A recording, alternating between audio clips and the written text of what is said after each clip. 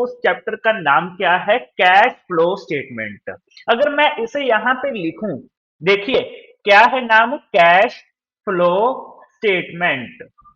Main एक ऐसी statement जिसमें हम रिकॉर्ड करते हैं कि कैश कितना फ्लो हुआ है।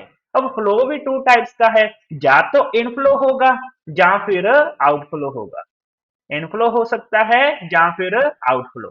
मीन अगर मैं यहाँ पे एक बिजनेस की बात करूं, ये है पप्पू, मैं यहाँ पे पप्पू की बात करता हूं, तो मैं इस पप्पू का ये है बिजनेस, ये है पप्पू का बिजनेस। अब इस बिजनेस के अकॉर्डिंग देखिए, या तो इस बिजनेस में कैश आएगा या फिर इस बिजनेस से कैश जाएगा। मेन एक ऐसी स्टेटमेंट जिसमें हम या तो कैश आ रहा है वो भी रिकॉर्ड करते हैं एंड जो कैश जा रहा है वो भी रिकॉर्ड करते हैं।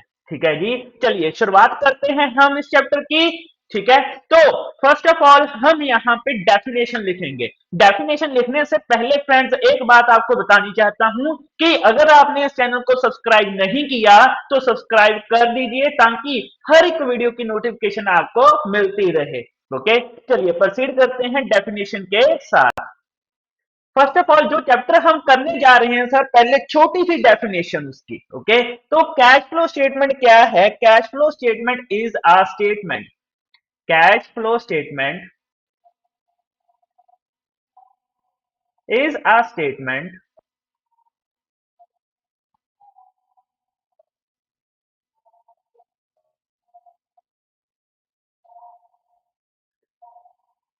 that show the flow, that show the flow।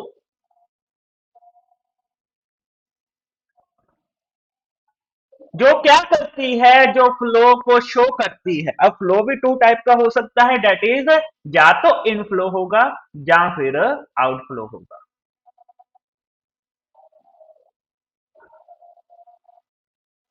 अच्छा, इनफ्लो मींस पप्पू के बिजनेस में कैश आया एंड पप्पू के बिजनेस से कैश गया। क्या कैश के बिना कुछ और भी रिकॉर्ड करेंगे सर?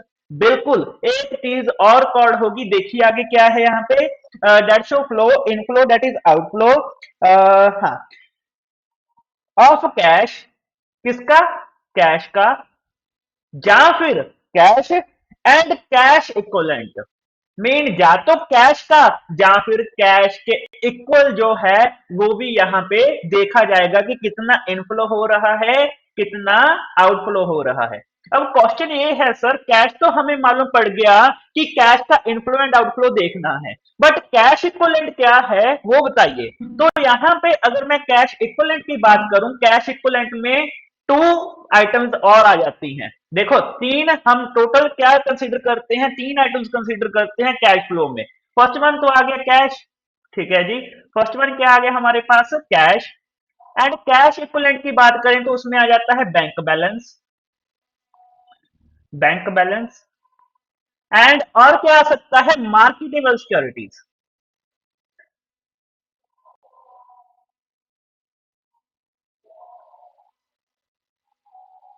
अच्छा, क्वेश्चन ये है कि marketable securities and bank balance इसमें क्यों लिया?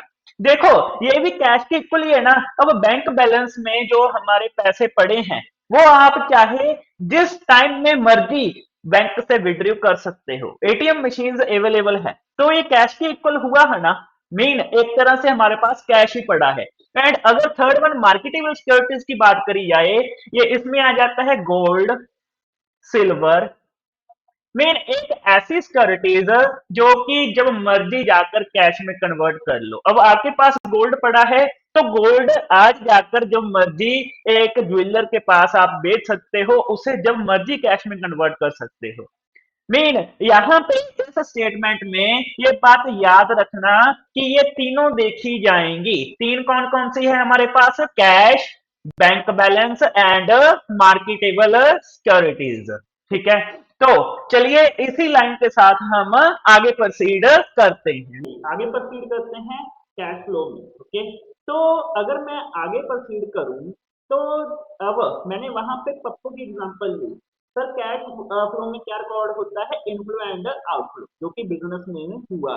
अब क्या पप्पू, क्वेश्चन ये है कि क्या पप्पू रफ में रिकॉर्ड कर सकता है? मेन कैश फ्लो स्टेटमेंट ऐसा ही हुआ ना कि जो कैश आया वो यहाँ पे प्लस कर दिया जाएगा, जो कैश गया माइनस कर दिया जाएगा, ऐसे ऐसे पप्पू करेगा एंड एंड में क्या निकल आएगा, रिजल्ट निकल आएगा टोटल। ऐसा नहीं करना हमने, क्योंकि हम प्रोफेशनल बनने जा रहे हैं।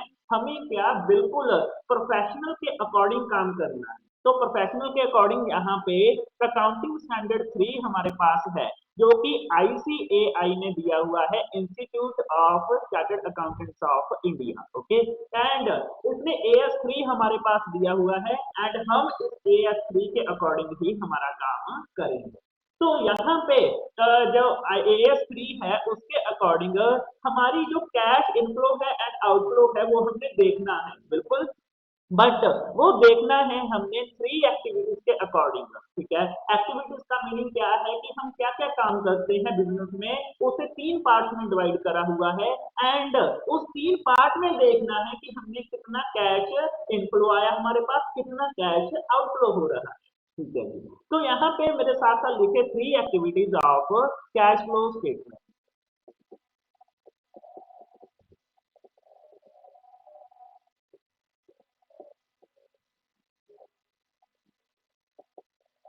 अगर मैं यहाँ पे 3 एक्टिविटीज की बात करूं, हमारे पास कौन कौन सी एक्टिविटी है, तो फर्स्ट वन है हमारे पास operating activity.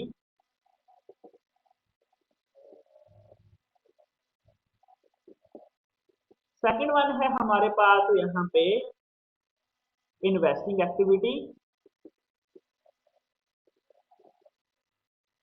And third one है हमारे पास यहाँ पे फिनेंसिंग एक्टिविटी।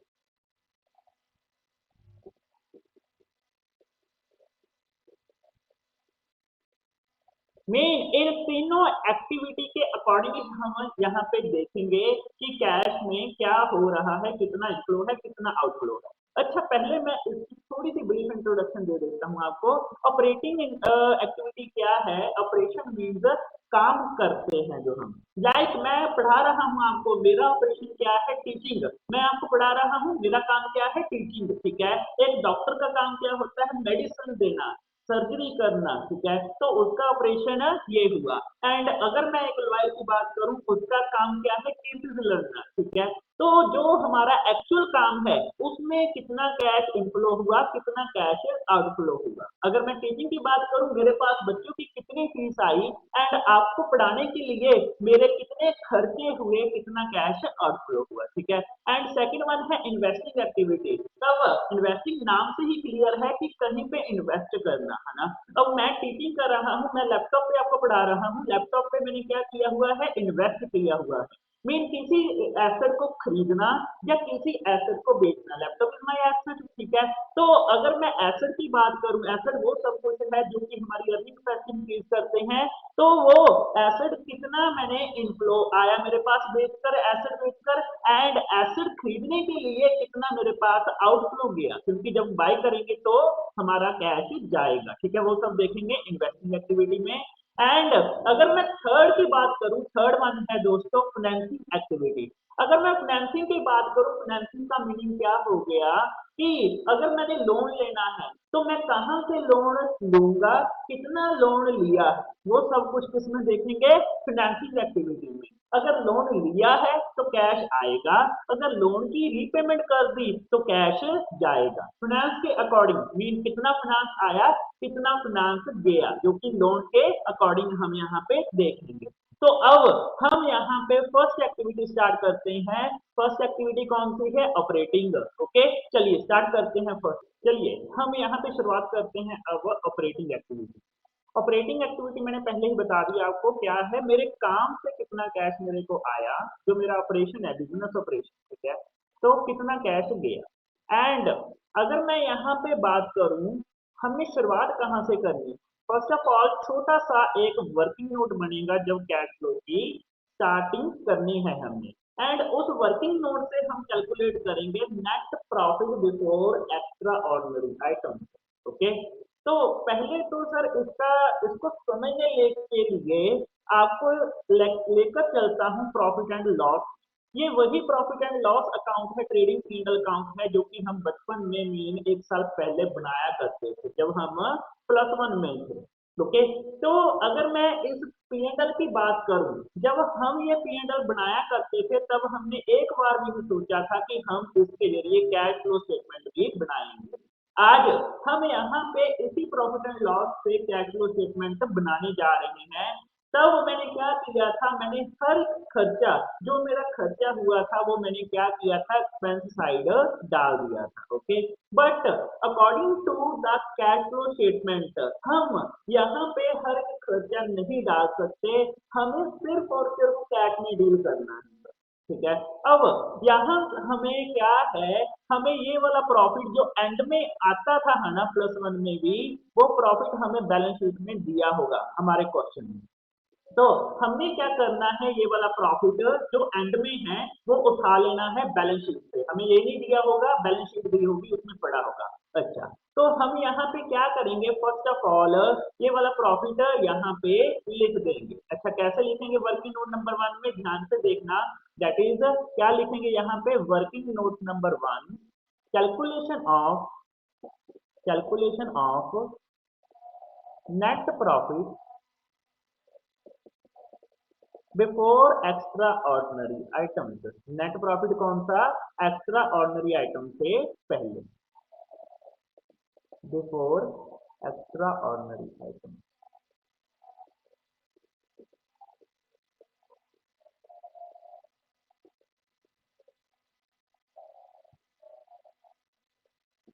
अच्छा, मैं क्या करता हूँ यहाँ पे फर्स्ट वन लिख देता हूँ, change in P&L, change in P&L। अच्छा, ये चेंज इन P&L का क्या मीनिंग है, हमें बैलेंस शीट में 2 साल के दिए होंगे बैलेंसेस, मीन एक पिछले साल का, एक इस साल का। ओके, लाइक हमारा ईयर है 1 अप्रैल 2013 से लेकर पोस्ट करो 1 अप्रैल 2014 तक। ठीक है, 31 मार्च कर लो इसे, 31 मार्च 2014, 31 मार्च 2014। एक हमें 1 अप्रैल 13 वाला बैलेंस दिया होगा, एक हमें दिया होगा 31 मार्च 14 वाला बैलेंस। ओके, तो सपोज करो जो 14 वाला बैलेंस है वो है 50,000, जो ईयर के एंड वाला बैलेंस है, एंड जो ईयर की शुरुआत वाला बैलेंस है वो है 30,000। मीन अगर मैं प्रॉफिट एंड लॉस को एक बॉक्स समझूं, इस बॉक्स में शुरू ईयर की शुरुआत में, ओके, कितना पड़ा था हमारे पास, 30,000 रुपीज।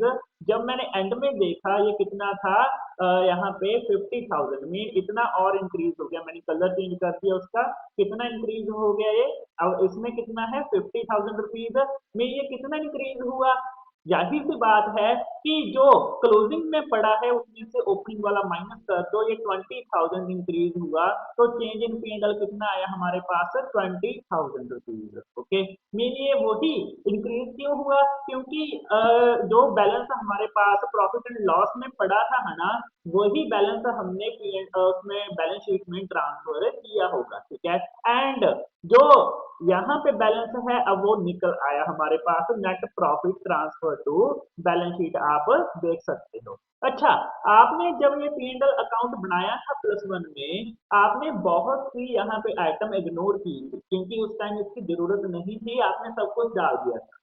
अब क्वेश्चन ये है कि आप ध्यान से देखें तो dividend paid during the year, main company ने क्या किया, कंपनी ने डिविडेंड पे कर दिया शेयर होल्डर को।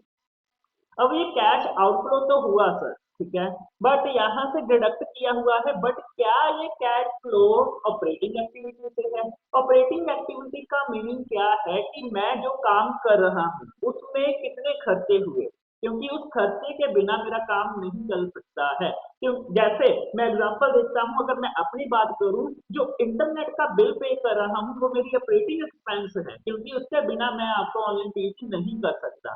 बट ये डिविडेंड पे किया, क्या ये मेरा ऑपरेटिंग एक्टिविटी है, क्या ये मेरा ऑपरेटिंग एक्सपेंस है? नहीं सर, नहीं। ठीक है, ये तो डिविडेंड जो प्रॉफिट हुआ वो वैसे भी शेयर होल्डर को देना ही था। ठीक है, तो ये मेरा ऑपरेटिंग एक्सपेंस नहीं है, बट मैं, मेरे को प्रॉफिट कौन सा दिया हुआ है, ये वाला। अब मेरे को क्या करना पड़ेगा, जो एक्सपेंस नहीं आने चाहिए थे P&L में उसे रिवर्स करना पड़ेगा, क्योंकि हमने कैश फ्लो के अकॉर्डिंग काम करना है, ऑपरेटिंग एक्टिविटी के काम अकॉर्डिंग काम करना है। तो dividend paid during the year, जो भी डिविडेंड पे किया या प्रपोज डिविडेंड भी इसे कहते हैं हम, वो पूरा डिविडेंड मैं ऐड कर दूंगा यहाँ पे। ध्यान से देखिए कैसे।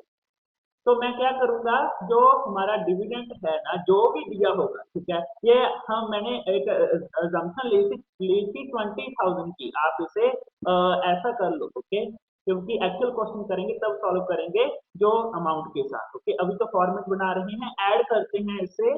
इसमें क्या, dividend paid during the year, जो भी डिविडेंड मैंने पे किया वो मैंने ऐड कर।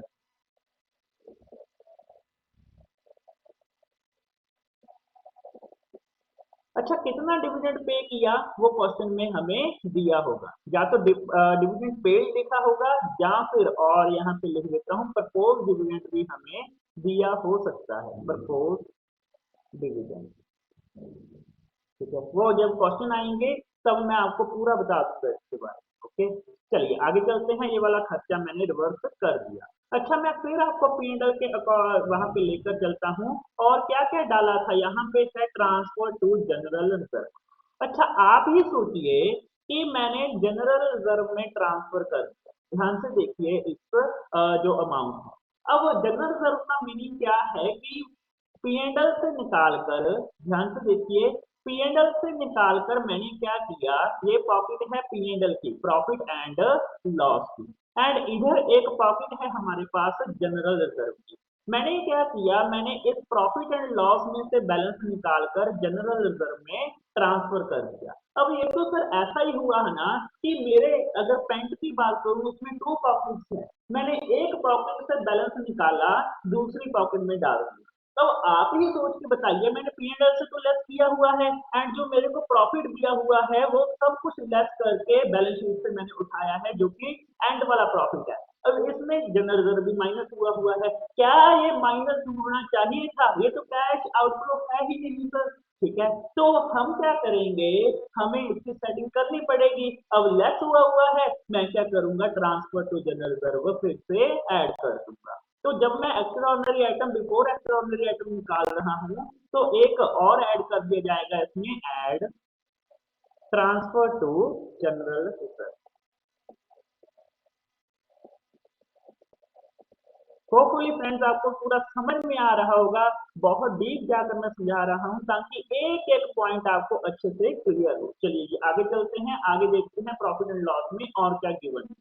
अच्छा, प्रॉफिट एंड लॉस की बात करूं, हमारे पास पड़ा है प्रोविजन फॉर टैक्स।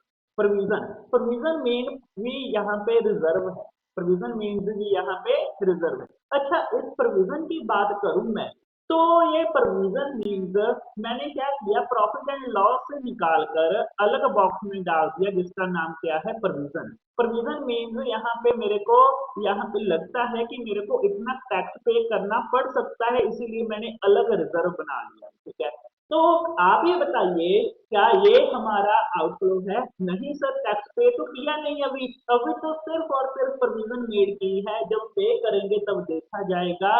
तो ये प्रोविजन भी हमें ऐड बैक करनी पड़ेगी। ठीक है, तो यहाँ पे एक एडजस्टमेंट और करते हैं, प्रोविजन फॉर टैक्स हम ऐड कर देते हैं। देखिए, ऐड प्रोविजन फॉर टैक्स।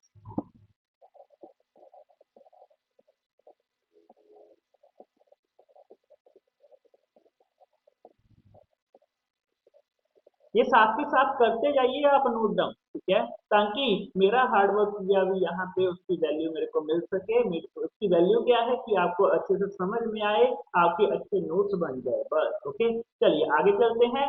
आगे दिया हुआ है, अगर यहाँ पे देखें, लॉस ड्यू टू अर्थक्वेक, तब +1 में हमने डिडक्ट कर दिया था। ठीक है, लॉस ड्यू टू फायर भी हो सकता है, अर्थक्वेक भी हो सकता है, जो भी लॉस हुआ मैंने डिडक्ट कर दिया था जब मैंने ये वाला प्रॉफिट निकाला। अब सोचने वाली बात है सर, क्या ये जो लॉस है, क्योंकि हम बना रहे हैं ऑपरेटिंग एक्टिविटी, अब ऑपरेटिंग एक्सपेंस माइनस होते हैं ना उसमें, तो क्या ये मेरा ऑपरेटिंग एक्सपेंस है? नहीं, क्योंकि ये लॉस अपने आप हुआ है, मैंने जानबूझकर नहीं किया। ऑपरेटिंग एक्सपेंस वो होते हैं जो रेकरिंग नेचर के, जैसे इंटरनेट का बिल मैंने बताया है कि मैं मंथली पेमेंट करता हूँ। ठीक है, मैं टीचिंग करने के लिए इंटरनेट का बिल पे करता हूँ, वो क्या हो गया, ऑपरेटिंग एक्सपेंस। बट ये जो लॉस है, ये तो ऑपरेटिंग एक्सपेंस है नहीं। हम निकाल रहे हैं cash flow according to operating activity, operating expenses minus करेंगे उसमें, तो यहाँ पे ये गलत माइनस हुआ है उस कंसेप्ट के अकॉर्डिंग। तो हम क्या करेंगे, हम इसे रिवर्स कर देंगे, loss due to loss of stock due to earthquake हम यहाँ पे भी ऐड कर देंगे। देखिए ऐड क्या लिखेंगे यहाँ पे, add loss of stock due to अर्थिक्वेक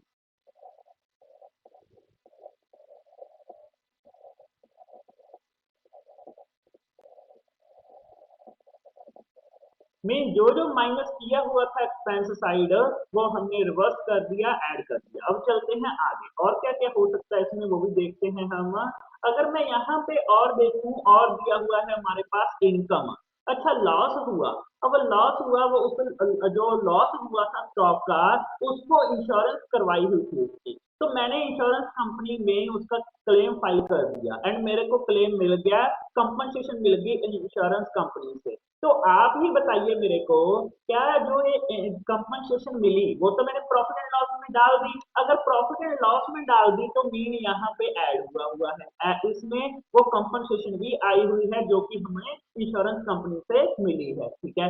अब क्या वो कंपनसेशन ऑपरेटिंग एक्टिविटी से है, ऑपरेटिंग एक्टिविटी क्या है, मैं पढ़ा रहा हूँ एंड उसमें जो आपको आपसे फीस लूंगा तो वो ऑपरेटिंग एक्टिविटी हुई है ना, तो ये तो एक नॉन रेकरिंग नेचर की कंपनसेशन है। लॉस हुआ था इंश्योरेंस कंपनी से मिल गई यार, तो अब मैं क्या करूंगा, अब इस कंपनसेशन को डिडक्ट कर दिया जाएगा। देखिए क्या करेंगे हम, इसका लेस कर देंगे, कंपनसेशन बाय इंश्योरेंस कंपनी, उसे डिडक्ट कर दिया जाएगा, है ना, लेस कर देंगे कंपनसेशन बाय इंश्योरेंस कंपनी।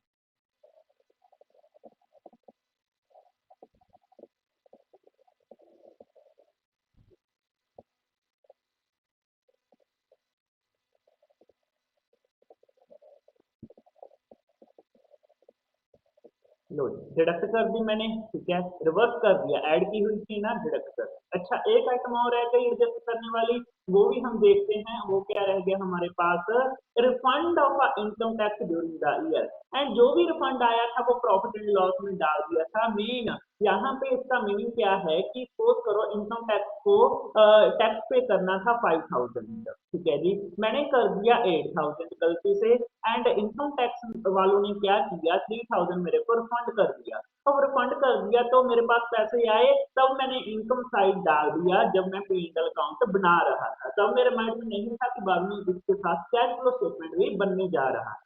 तो यहाँ पे जो रिफंड ऑफ इनकम टैक्स है, आप ही बताइए क्या ये ऐड होना चाहिए था, नहीं, क्योंकि ये मेरा ऑपरेटिंग एक्टिविटी तो है ही नहीं, जो मैं काम कर रहा हूँ उससे आई हुई इनकम नहीं है ये, तो उससे आई हुई इनकम नहीं है, प्रॉफिट से हटा दो वो इनकम जो हमारी ऑपरेटिंग एक्टिविटी से नहीं आई हुई। हम क्या करेंगे यहाँ पे, लेस कर देंगे, लेस क्या करेंगे देखिए, लेस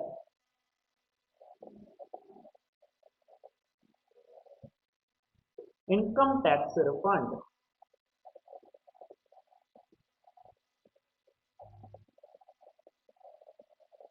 लो जी डिडक्ट कर दिया। एंड अब क्वेश्चन ये है कि जो यहाँ पे जितनी अमाउंट दी हुई है, ध्यान से सुनना, सुनने वाली बात है, जो जो मैंने यहाँ पे लिखा है ना वो सब कुछ ऐड कर दिया जाएगा, जो हमने ऐड करना है, जो हमने डिडक्ट करना है वो डिडक्ट कर देंगे, एंड जो हमारे पास बैलेंस आया ऐड डिडक्ट करके उसे हम क्या कहेंगे यहाँ पे, net profit, net profit before extra ordinary item.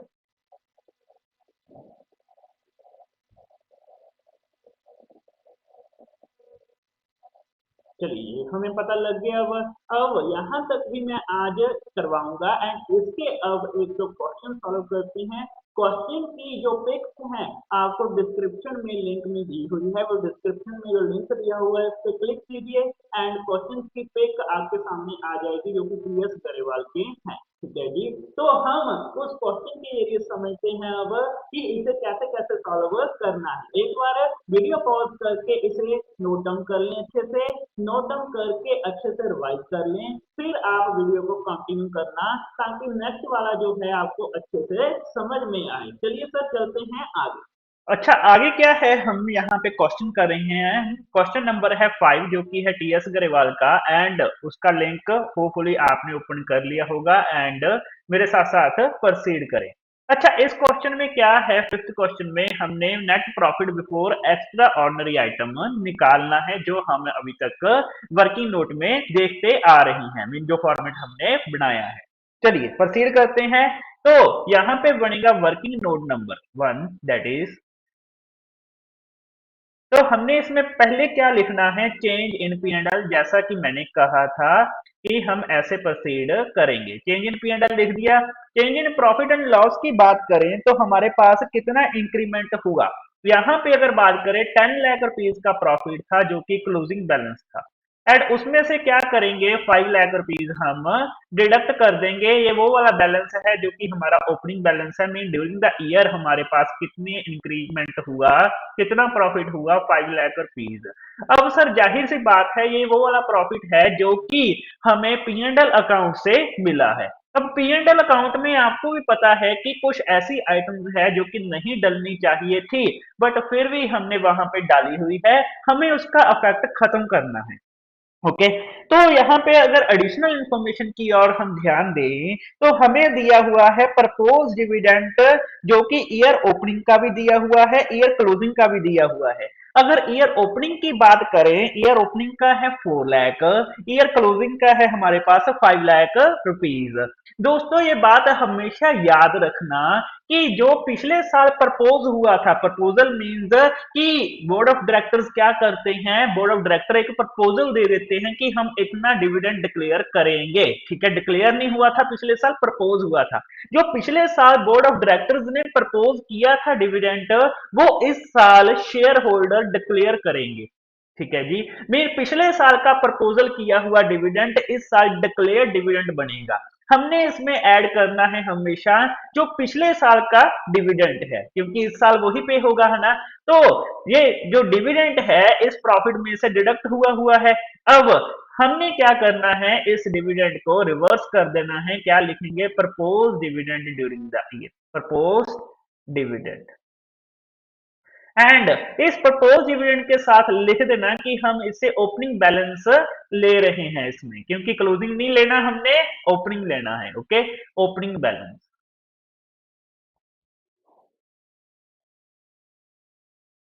तो अगर मैं यहाँ पे बात करूं कि हमारे पास ओपनिंग बैलेंस कितना आया, हमारे पास ओपनिंग बैलेंस आया यहाँ पे 4 लाख रुपीज, मैंने 4 लाख रुपीज यहाँ पे लिख दिया। एंड जब मैंने इसे प्लस किया, रिवर्स किया, तो हमारे पास जो, क्योंकि और तो कोई आइटम आइटम तो है नहीं इसमें, तो हमारे पास जो आंसर आया वो कितना आया, debt is 9 lakh rupees. And इस आंसर को हम क्या करेंगे, नेट प्रॉफिट बिफोर, क्योंकि ये वाला आफ्टर है ना, क्योंकि एडजस्ट किए हुए हैं ये एक्स्ट्रा ऑर्डिनरी आइटम, बट अब बिफोर एडजस्टमेंट है, बिफोर एक्स्ट्रा ऑर्डिनरी आइटम।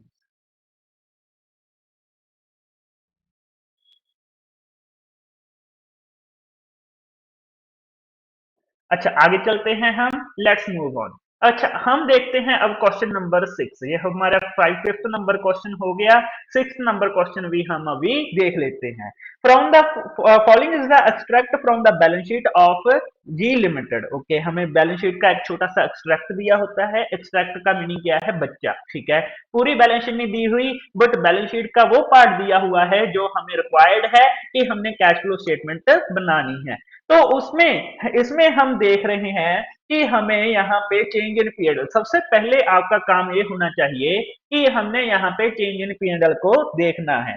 तो यहाँ पे दिया हुआ है हमें बैलेंस इन द, लिखिए मेरे साथ साथ, क्या दिया हुआ है, balance, that is working note, फिर and balance in the statement of PNL, that is change in PNL. हम क्या लिखेंगे इसे, चेंज इन पीएनएल, वैसे ही जैसे हमने ऊपर किया था। तो यहाँ पे अगर बात करें, क्लोजिंग है हमारे पास 7,20,000 रुपीज, एंड अगर ओपनिंग का बात की करी जाए तो ओपनिंग है हमारे पास 4 लाख रुपीज, कितनी, 4 लाख। अच्छा, जब मैंने जो क्लोजिंग है उसमें से ओपनिंग माइनस की, तो हमारे पास यहाँ पे निकल कर आया कि 3,20,000 रुपीज है हमारा जो change in profit and loss है। अब इसमें क्या होगा, या तो कुछ ऐड होगा या फिर कुछ लेस होगा। क्या, या ऐड होगा या लेस होगा। All the extra ordinary items, extra ordinary items. ठीक है, तो अब इस एक्स्ट्रा ऑर्डिनरी आइटम्स की ओर चलते हैं। एडजस्टमेंट में देखते हैं। पहले तो प्रपोज डिविडेंड दिया हुआ है, पिछले साल का कंसीडर करना है हमने, जैसे कि मैंने पहले ही आपको बताया है। क्या कर देंगे, ऐड कर देंगे जो पिछले साल का डिविडेंड है। अगर यहाँ पे प्रपोज डिविडेंड अगर पिछले साल का देखा जाए तो हमारे पास ओपनिंग बैलेंस कितना है, 1,60,000। क्या लिखेंगे इसे, propose dividend of previous year,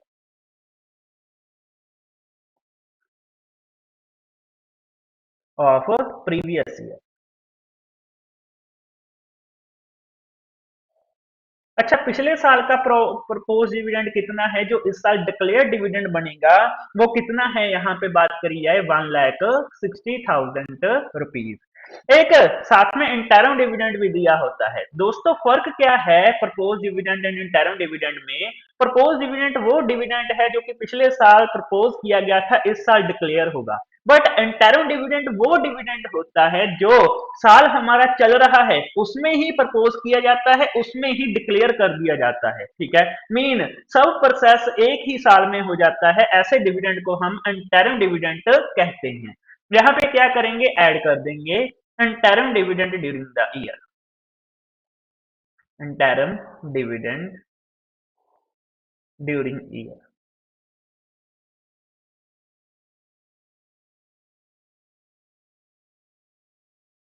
अच्छा, यहाँ पे अगर बात करी जाए तो हमारे पास अंटरम डिविडेंड कितना है, ऑन इक्विटी शेयर स्पेशली लिखा हुआ है, तो कितना है हमारे पास, 40,000 रुपीज। कितना है, 40,000 रुपीज। चलिए जी आगे चलते हैं। आगे है हमारे पास यहाँ पे और क्या आ सकता है वो भी देखते हैं हम। ठीक है, अगर मैं यहाँ पे बात करूं, हमारे पास पड़े हैं 10% preference share capital.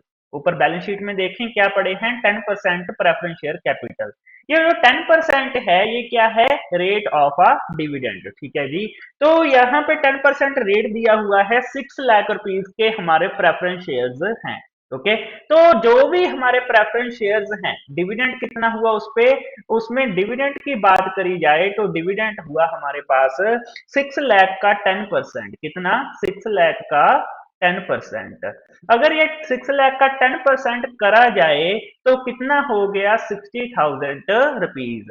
And friends यकीन मानो ये हमारा 60,000 रुपीज डिविडेंड है जो, वो भी हम यहाँ पे ऐड करेंगे। क्यों ऐड करेंगे, क्योंकि है तो ये भी डिविडेंड है ना। एंड डिविडेंड जो पे किया है वो ऑपरेटिंग एक्टिविटीज का पार्ट नहीं है। हम शुरुआत कहां से करते हैं, ऑपरेटिंग एक्टिविटीज से। ओके, तो यहाँ पे हम क्या लिखेंगे, जो भी प्रेफरेंस डिविडेंड हमने पे किया है, dividend on preference share, dividend on preference share capital. चलिए जी हम क्या करते हैं, ये वाला प्रेफरेंस शेयर कैपिटल वाला जो डिविडेंड है वो ऐड कर देते हैं। कितना आया, जो आया हमारे पास 60,000 रुपीज। अब सर एक बात तो क्लियर है कि हमने सब एडजस्टमेंट कर डाली। मैंने यहाँ पे प्रपोज डिविडेंड भी लिख दिया, मैंने यहाँ पे प्रेफरेंस शेयर का डिविडेंड भी लिख दिया, एंड टैरो डिविडेंड भी यहाँ पे लिख दिया। अब जो तीनों ऐड करके हमारे पास जो बैलेंस आएगा उस बैलेंस को हम क्या कहेंगे, that is net profit before extra ordinary items.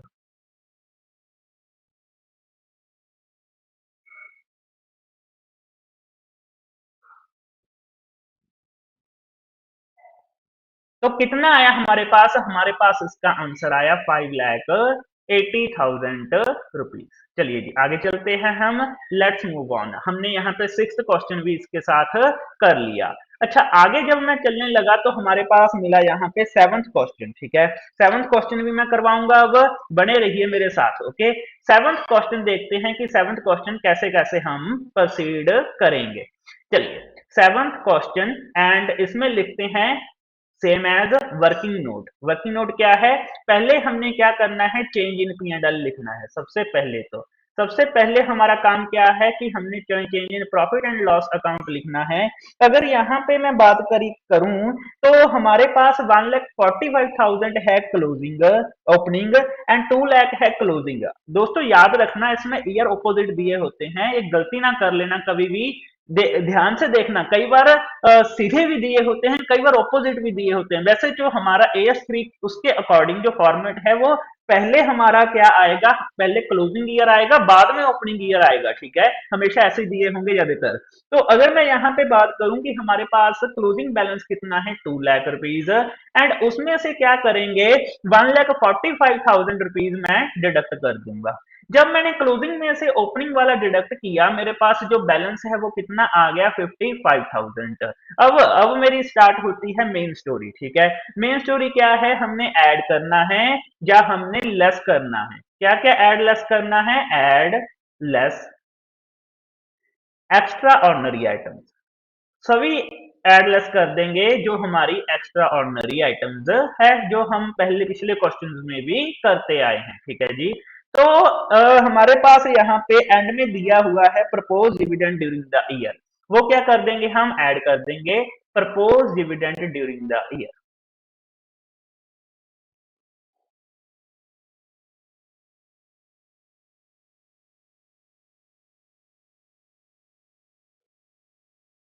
अच्छा, कितने हैं हमारे पास प्रपोज डिविडेंड, प्रपोज डिविडेंड है हमारे पास यहाँ पे, मैं फिर बोल रहा हूँ कि हमने पिछले साल का लेना है 50,000 रुपीज लिख लिया। उसके बाद इंटरम डिविडेंड भी दिया हुआ है, वो भी ऐड बैक कर दो, इंटरम डिविडेंड। अच्छा, अगर मैं यहाँ पे इंटरम डिविडेंड की बात करूं, इंटरम डिविडेंड कितना है हमारे पास, अगर यहाँ पे बात करी जाए तो 10,000 रुपीज, मैंने ये भी ऐड बैक कर दिया। अच्छा, क्या और भी कुछ दिया हुआ है क्वेश्चन में, हाँ सर, हाँ एक दिया हुआ है प्रोविजन फॉर टैक्स। जब भी प्रोविजन फॉर टैक्स आए है ना, एक छोटा सा आप अकाउंट बना लेना इसका, ओके, मेरे साथ साथ ड्रॉ करें, छोटा सा अकाउंट बनाएंगे, that is provision for tax, okay.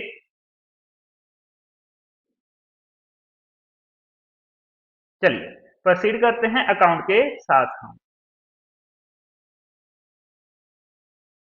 चलिए, ओके। तो यहाँ पे हम ये छोटा सा अकाउंट बनाने जा रहे हैं, सिंपल जैसे कि हम लेजर्स में बनाते थे, okay.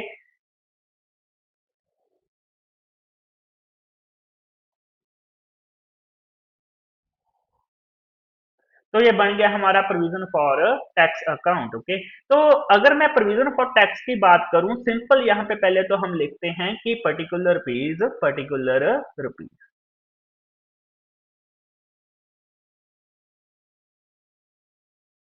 And provision for tax account. इधरली साइड आ गया डेबिट बैलेंस, इधरली साइड आ गया क्रेडिट बैलेंस।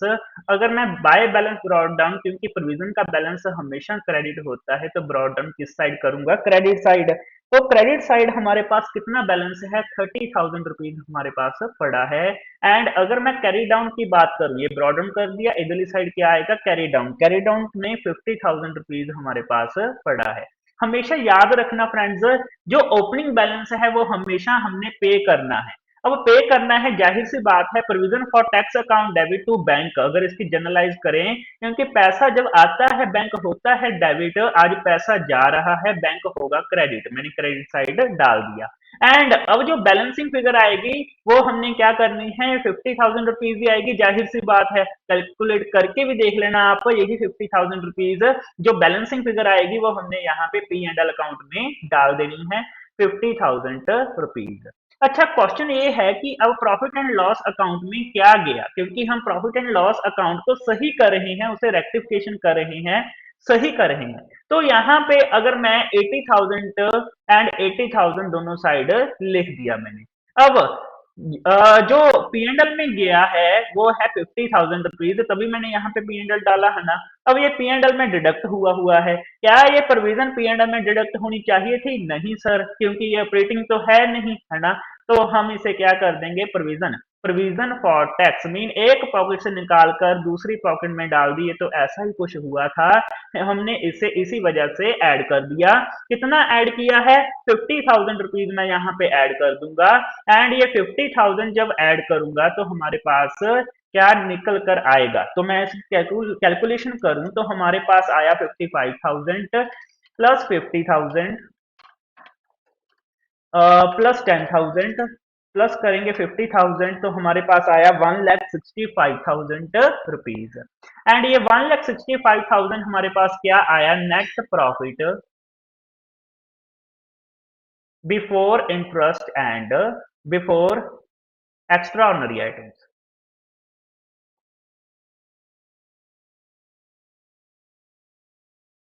उम्मीद करता हूँ फ्रेंड्स यहाँ तक आपको अच्छे से समझ में आए होंगे। एक बार ये क्वेश्चन अच्छे से देख लो। एंड इसके जैसे जो और क्वेश्चन जो भी बुक आप रेफर कर रहे हो वहां पे दिए होंगे, इसकी भी इलस्ट्रेशंस हैं टीएस गरेवाल की, वो अच्छे से सॉल्व कर लो। एंड उसके बाद नेक्स्ट वीडियो में हम इससे आगे कंटिन्यू करेंगे, ऑपरेटिंग एक्टिविटीज जो मेन पार्ट है वो सॉल्व करना स्टार्ट करेंगे। ठीक है, तो इसी उम्मीद के साथ कि आप ये इसे अच्छे से करके देखोगे, मैं यहाँ पे वीडियो को ऑफ करता हूं। मिलते हैं अब नेक्स्ट वीडियो में, ऐसे ही एक एक टॉपिक आपको एक्सप्लेन करूंगा।